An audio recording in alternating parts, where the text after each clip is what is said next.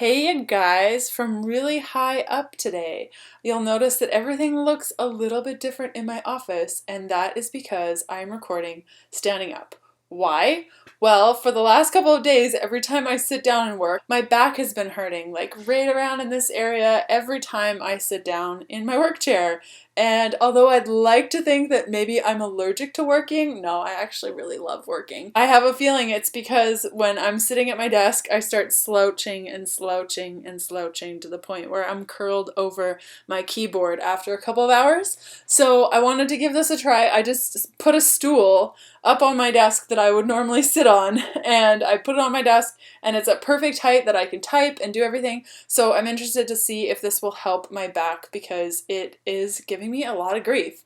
And so by standing here, I'm not feeling anything, so we're going to continue on and record today's video, and we are going to be talking about The Wild Diet by Abel James. Have you heard of it? Maybe you've been thinking like, should I give this a try? I've seen this on the shelf. There's like a bunch of awesome foods on the front. Is this worthwhile when we're eating keto to even bother getting this book? Or if you're low carb, or maybe you're paleo, or maybe you don't even know what a whole food is and you're like, what is she saying? We're going to go through what I thought about the Wild Diet, the recipes that I tried, what I thought about the overall program, and my thoughts about whether or not this program is worth following. If you're not familiar with Abel James, he is the voice behind the podcast Fat Burning Man. Basically, it's a compilation of his journey through navigating a whole food lifestyle and losing a bunch of weight and becoming healthier. And he believes that the secret to getting back to our health is to eat in a Paleolithic way of eating. Really eating the way that we have been for centuries, but over the last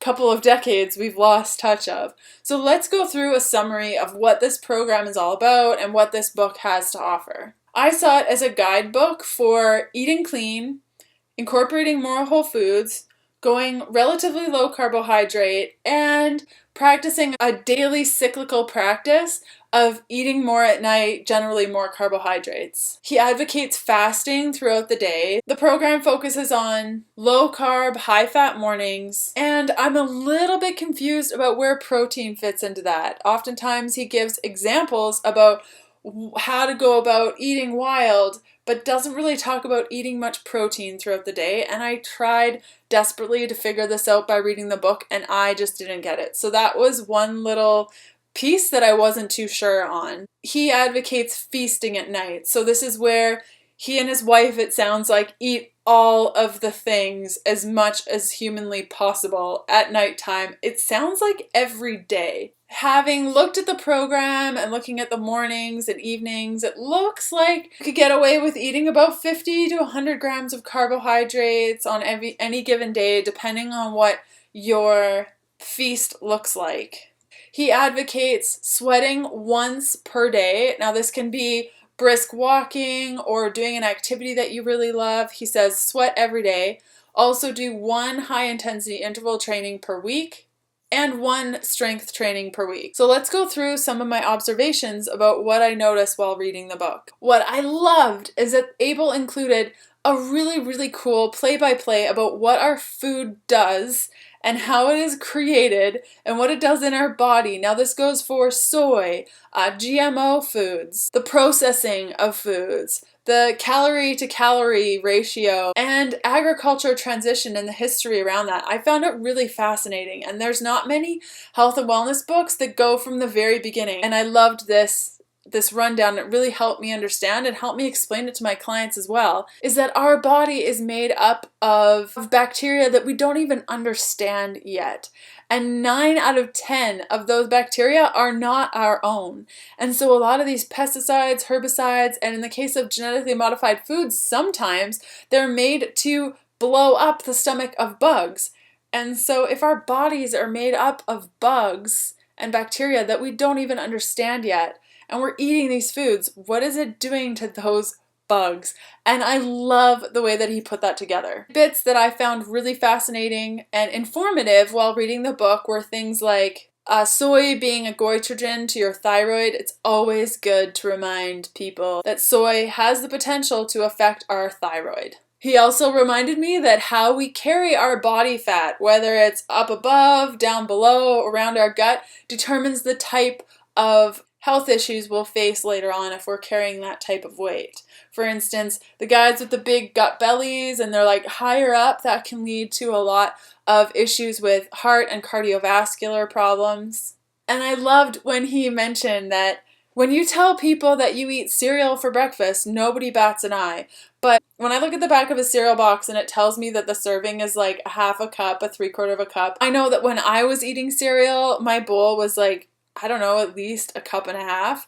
So take that into consideration. And when you tell people that you eat cereal for breakfast, everyone's like, oh, awesome. But if you tell people that you had a donut for breakfast, people are like, oh, wow, like that's maybe not so good. If you look at the nutrition profile of a donut side by side to cereal, like an actual serving of cereal that people put in their bowls, a donut is actually better. The recipes are phenomenal and really simple too. I really liked how he shows how to prep for the recipe, and then when you're ready to eat it, there's a couple things that you can do to get it fully completed and ready and on your plate. There's main dishes, desserts. Now the desserts do use coconut palm sugar most of the time. There's a bunch of drinks like smoothies. I tried the rosemary raspberry smoothie and it was awesome.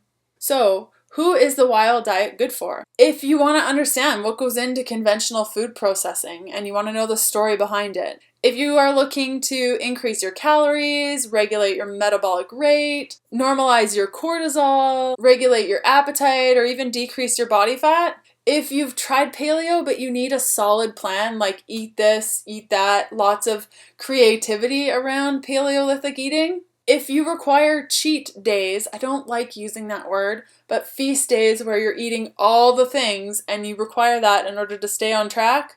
If you are interested in fat burning but you're not quite ready to eat keto, this is a great transitionary plan. And if you want to be inspired to eat clean, if you're drinking Gatorade every day or you're going out for lunch and you just need an inspiration and some solid framework, very awesome. Now, who I think this book doesn't work for or who I think should look elsewhere. If you are already low carb or you're eating whole foods or you're already paleo and you have like a good resource of paleo type recipes and you're rocking ketogenic and you have my book, which I've linked to above, then you might not need this resource.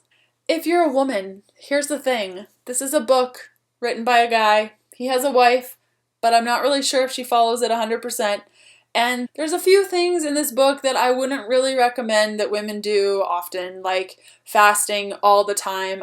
I say to my clients that, if you're fasting 2 to 3 times a week, once you get going in keto and it comes naturally, then that's totally fine. I'm not sure that women need to fast every single day. By eating less in the morning, I know that with a lot of my women clients, that feasting at night brings on binge tendencies. So if you have a blistered relationship with food and even the thought of giving yourself a free-for-all within safe foods and defining that, if that makes you nervous, this may not be the book for you. Last but not least is there's a lot of cheat opportunities and many sweets and things like that, because I get why he did it. When you're transitioning from a standard American diet and it has lots of treats to whole foods, you want to still enjoy your desserts. And I think that this program can be done without having a dessert every day. In a nutshell, I really enjoyed this book. I thought it was a great read for people wanting to understand more about our food system and the story behind the food